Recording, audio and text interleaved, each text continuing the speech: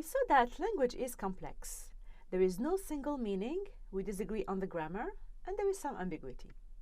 There is also not a set of definitive sentences because we are creating new sentences and new language every day. Instead of talking about one single meaning of a sentence, we're going to talk about a probability distribution over meanings, which takes us to the topic of language models, which is an approximation of language. The aim is, of course, to model natural language. This is what we want to do to be able to use it in different natural language processing tasks. Consider this sentence. Did you call your... Is it possible to guess or predict the next word? Possible words could be mother. Did you call your mother? Or did you call your doctor? Or did you call your child? Unlikely words would be something like, did you call your dinosaur? Or did you call your oven or your fridge? What we want to do when we build the model for natural language is to actually estimate the probability of all the words PW given the sentence we have, did you call your? Okay, for any W, we want to be able to estimate this from data.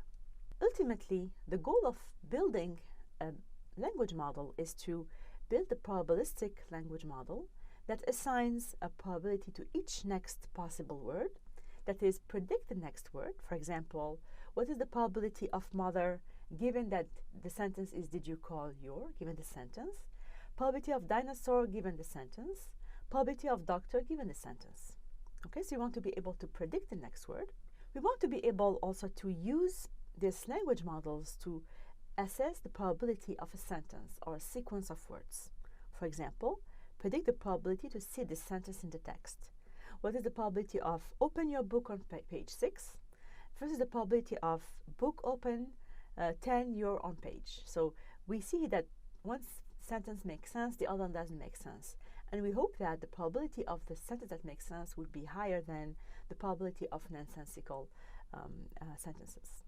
Language models are crucial in many natural language processing applications, and these include spell correction. For example, given the sentence once upon a time versus once upon a time, given a large corpus of text, we will build a language model based on this text, and we hope that the probability of once upon a time would be much higher than the probability of ounce upon a time, which will help check the spelling in text.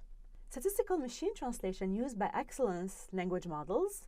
Given some sentence to translate, we have few possibilities, such as in this example, out of sight, out of mind, with the two possible translations, one of them being the correct one. So we could calculate the probability or estimate the probability given a large corpus of text using the language model. And hence, we could estimate that what would be the best translations for this sentence. We use also language models to seek information, such as doing text classification, information retrieval, and information extraction, and also for speech recognition, language identification, text summarization, etc.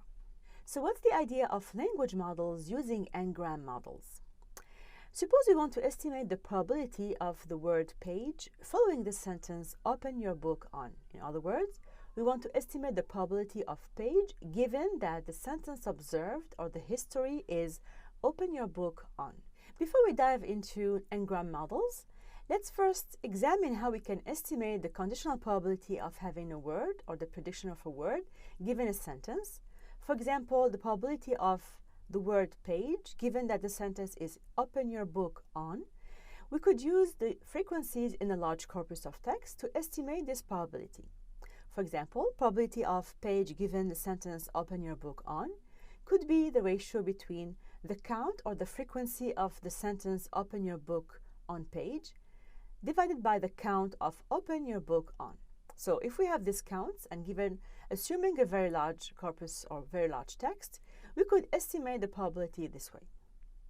If you want to estimate the probability of the sentence open your book on page, then we're going to use the frequencies again in the large corpus by doing the ratio between the count of the number of time the sentence open your book on page appears in the corpus divided by the count or the frequency of the number of sentences that has 5 words. All right, so we assume that we have a very, very large corpus of text that we use to estimate these probabilities. However, this might lead to a poor model because many sentences will have a probability of 0 and does not appear enough in the corpus to be actually estimated, for the probability to be estimated properly. The main problem is how to estimate the probability of a sequence of words. In other words, how to estimate the joint probability of having the word W1, W2, Wn. So we assume that our sentence is made of a sequence of words, Wn, and we want to be able to estimate this joint probability in the text.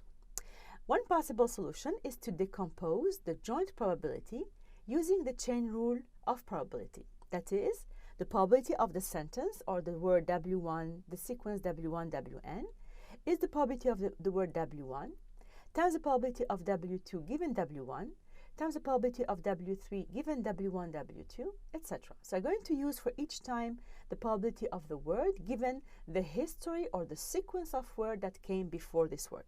Okay, so this is a known result in probability. So I'm going to use this chain rule that we could generalize and write as the probability of the sequence of words W1, Wn is the product of the probabilities of the word Wk, from k going from, this should be k actually, from k going from 1 to n, of Wk given the sequence of words happening before Wk.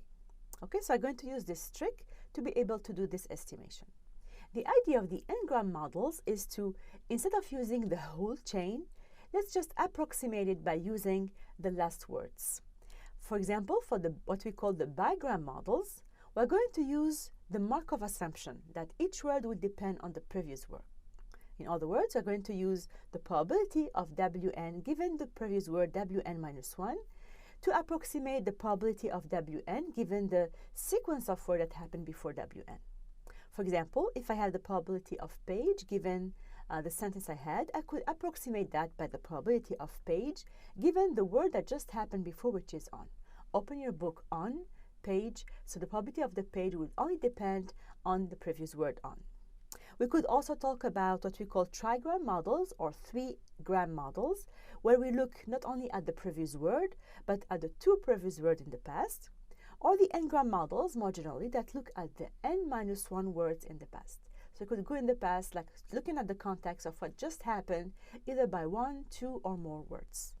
Given this idea, the conditional probability of the word Wn, given the sequence of word W1, W2, Wn minus 1, will be then equal to, or approximated by, the probability of Wn given the sequence of word just at the n level, which means that we are going just to take the n, big N, previous words in the sentence. So Wn given Wn minus 1 plus 1 up till Wn minus 1.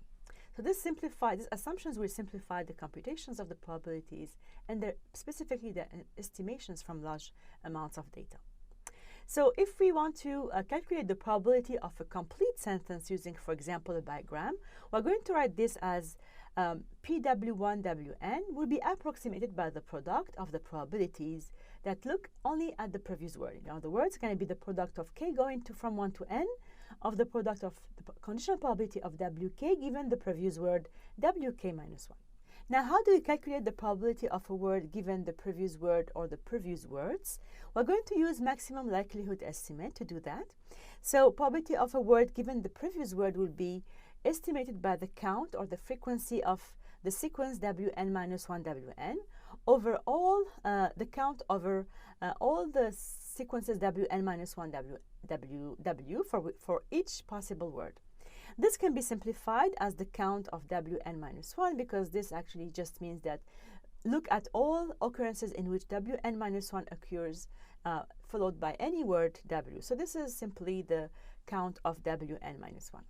Okay, this is a way to estimate these conditional probabilities.